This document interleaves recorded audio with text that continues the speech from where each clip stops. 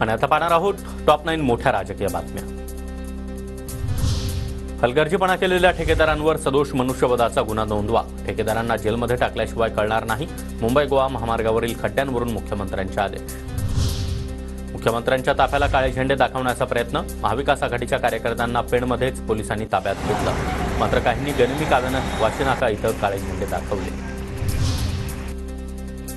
खासदार रवींद्र वायकर यांच्या पत्राची केंद्र सरकारकडून गंभीर दखल, मुंबई गोवा महामार्ग गणेशोत्सवापूर्वी खड्डेमुक्त करण्याच्या अधिकाऱ्यांना सूचना, केंद्रीय रस्ते परिवहन विभागाचं पत्र। जाऊ दे मरू दे तिला, तुला कशाला बदनाम होतो, संदीप देशपांडे यांच्याकडून जितेंद्र आव्हाड आणि मल्लिकार्जुन पुजारी यांच्या संवादाची ऑडिओ क्लिप व्हायरल। ट्विट केलेली ऑडिओ क्लिप 4 वर्षांपूर्वीची, तो आवाज माझा नाही असं म्हणलं तर काय करणार? राज ठाकरे यांनी माझा आवाज काढून क्लिप तयार केली असेल तर कुणाचाही आवाज काढू शकता, जितेंद्र आव्हाड यांची टीका। महाविकास आघाडीतील नेत्यांची हीच खरी चारित्र्य, त्यांचे पहिले कॅरेक्टर तपासा, संदीप देशपांडे यांच्या ट्विटनंतर नितेश राणेंची टीका।